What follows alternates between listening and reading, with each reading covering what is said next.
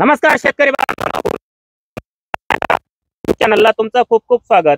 व्हिडिओचा विषय नीट लक्षात घ्या। प्रामुख्याने कलिंगड असेल, खरबूज असेल, यामध्ये आंतरपीक आपण कशा पद्धतीने घेऊ शकतो, व्हिडिओचा विषय नीट लक्षात घ्या। या ठिकाणी झेंडू आणि कलिंगड एकत्र पीक घेऊन कलिंगड मध्ये आपण सक्सेस या ठिकाणी झालोय, त्याप्रमाणे झेंडू पीक देखील सुरू झालेलं आहे। आपल्या सोबत शेतकरी आहेत। व्हिडिओचा विषय तुमच्या लक्षात आला की दोन पिकं आपण एका शेतामध्ये घेऊन अधिक उत्पन्न आपण कसं घेऊ शकतो, त्या संदर्भात व्हिडिओ शेवटपर्यंत बघायचा आहे। तत्पूर्वी माझ्यासोबत जे शेतकरी आहेत ज्यांचं कलिंगड आणि झेंडू हे दोन्ही उत्पादन, झेंडूचं उत्पादन सुरू झालंय, थोडंसं त्यांच्याकडून चुकी झाली की ज्यावेळेस आपण कलिंगड आणि त्याच्यामध्ये मिरची असेल, झेंडू असेल, इतर पिकांचा आपण त्या ठिकाणी लागवड करतो। कलिंगडची लागवड केल्यानंतर एक 15-20 दिवसाने त्या पुढचं पीक आपल्याला लावायचं असतं। थोडीशी चुकी झाली तरी पण उत्पादन चांगलं मिळतंय। प्लॉट आपण या ठिकाणी साईज वगैरे बघू शकतो, जवळजवळ 3.5-4 किलोची साईज या ठिकाणी आपल्याला मिळालेली। फळांची संख्या पण भरपूर आहे आणि याचा फायदा झेंडूमुळे आपल्याला पॉलिनेशनला चांगला झाला। दादा, आपलं पूर्ण नाव सांगा। माझे नाव युवराज शामराव गायकवाड, मुक्काम पुष्पाचोड, तालुका वाई, जिल्हा सातारा। आपला मोबाईल नंबर 9834 148230। डॉक्टर किसानला कधीपासून ओळखता तुम्ही? 1 वर्ष झालं। काय काय याच्या अगोदर कुठल्या पिकाला मार्गदर्शन? याच्या आधी आपण टोमॅटोला घेतलं होतं, झेंडूला घेतलं होतं, काकडीला घेतलं आणि आता कलिंगड आणि झेंडूला परत घेतलंय। काय वाटलं या पिकामध्ये सेटिंग बघतोय आपण?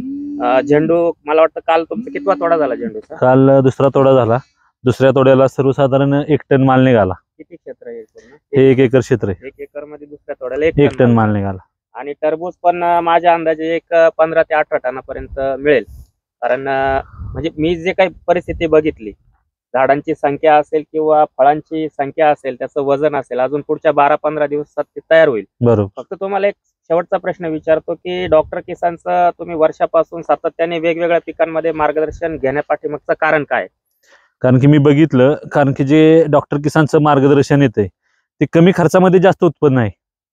बाकी जर आपण प्रॉपर शेड्यूल बघितली तर कोणता दुकानदार पहिल्या दिवशी काय केले आणि शेवटच्या दिवशी काय केले हे शेतकऱ्याला सांगू शकत नाही।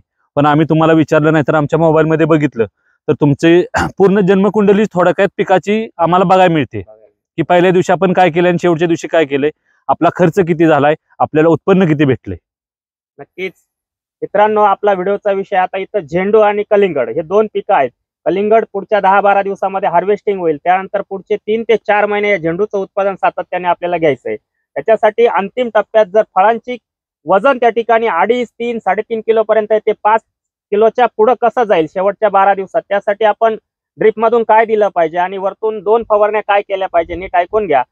10-12 दिवस हार्वेस्टिंगला बाकी आहे। आतमध्ये चांगला लाल रंग येण्यासाठी ड्रिपच्या माध्यमातून ठिबक मधून एकरी 2 लिटर शुगर स्टार आणि 5 किलो पीएमएस म्हणजे पोटॅश, मॅग्नेशियम आणि सल्फर हे 3 कंटेन एकत्र असलेलं पीएमएस 5 किलो आपल्याला द्यायचं। त्यानंतर पहिली फवारणी त्या ठिकाणी घ्यायची आपल्याला पोटॅशियम सोनाइट 1 किलो, बोरान 100 ग्रॅम।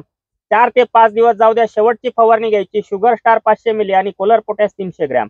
आता कलिंगड हार्वेस्टिंग झालं, इथं दुसरं पीक आपल्या हातामध्ये आहे झेंडू पीक। यामध्ये जसं टेम्परेचर वाढल त्यावेळेस लाल कोळीचा प्रादुर्भाव होणार, लिप मायनर ज्याला नागाळे आपण म्हणतो त्याचा प्रादुर्भाव होणार, थोड्याफार प्रमाणामध्ये करपा आणि डावणीचा प्रादुर्भाव त्या ठिकाणी होईल।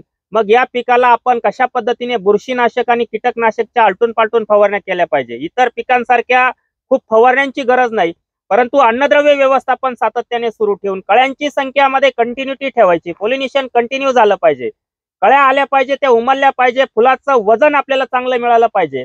त्यासाठी आपल्याला जसं आता त्यांचा दुसरा तोडा झाला, तिसरा तोडा झाल्यानंतर आपल्याला जमिनीतून काय खत दिलं पाहिजे आणि त्या दरम्यान दुसरा ते तिसरा तोड्यामध्ये आपल्याला किती डिस्टन्स आहे, त्यामध्ये काय फवारणी केली पाहिजे। दुसरा तोडा झाल्यानंतर दुसऱ्या किंवा तिसऱ्या दिवशी बुरशीनाशकची फवारणी करत असताना अल्ट्राबॅक 250 मिली, रिडोमिल गोल्ड 250 ग्रॅम ही फवारणी का करायची? ज्या वेळेस आपण हाताळणी करतोय, फुलं तोडतो, आपले जे मजूर आहे, इन्फेक्शन कुठंतरी पूर्ण शेतामध्ये 2 झाडांना जरी इन्फेक्शन झालं असेल तर ते पूर्ण प्लॉटवर जातं। म्हणून या बुरशीनाशकची फवारणी आपल्याला तोड्यानंतर दुसऱ्या किंवा तिसऱ्या दिवशी करून घ्यायची। त्यानंतर 4थ्या-5व्या दिवशी जमिनीतून आपल्याला ड्रिप मधून 13-40-13 हे जे खत आहे, ज्याच्यामध्ये नायट्रोजन कमी आहे, पोटॅश कमी आहे, फॉस्फरस जास्त आहे, हे एकरी 5 किलो देऊन घ्यायचंय। त्यानंतर जी फवारणी अल्ट्राबॅक्ट आणि रिडोमिल गोल्डची करतोय, तिथून 8 दिवसाच्या डिस्टन्सने आपल्याला लाल कोळी असेल, थ्रिप्स असेल, हिरवे तुडतुडे असेल, याच्यासाठी झेडेलेक्स 250 मिली, आबाशिन 100 मिली, कॉम्बिफट 100 ग्रॅम हे 200 लिटरचं कॉम्बिनेशन आहे 3 औषधांचं. याची फवारणी केल्यानंतर 13-40-13 दिल्यानंतर तिसरा तोडा होईल पुढच्या 6-7 दिवसामध्ये.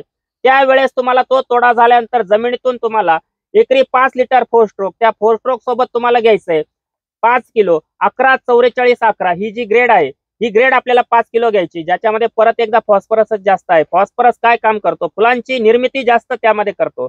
त्यानंतर फुलांची वाढ, कुठल्याही पिकामध्ये फुलांचं आगमन होण्यासाठी फॉस्फरसची गरज असते. वरतून फवारणी त्या ठिकाणी घ्यायची तुम्हाला. आर्या 500 मिली, 0-34 600 gram, boron 100 gram, gibberellic acid 2 gram. अशा पद्धतीने जर नियोजन सातत्याने आलटून पालटून ठेवलं तर झेंडूचं पीक सातत्याने आपल्याला उत्पादन पुढचे 3 ते 4 महिने देत राहील.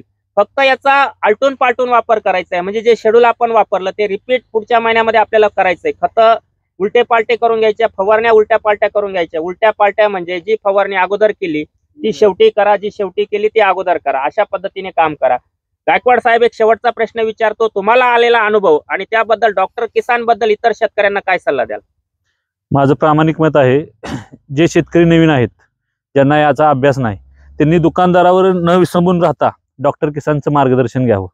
मी म्हणेल डॉक्टर किसानचं घेऊच नका. तुम्ही काय म्हणता? याच्या पाठीमाग काय रिझन आहे? कारण भरपूर मार्केटमध्ये मार्गदर्शक आमच्यापेक्षा चांगले आहेत. आता आमच्या शेजारी सॉइल चार्ज म्हणून ज्यांनी मार्गदर्शन केलं, त्यांचे बेसल डोस एकरी 25-30 हजारावर जात आहेत. आपला बेसल डोस 5,000, 6,000, 7,000च्या वर जात नाही. मी प्रत्येक पिकाला बघितलं, टॅमॅटोला बघितलं, काकडीला बघितलं, झेंडूला बघितलं.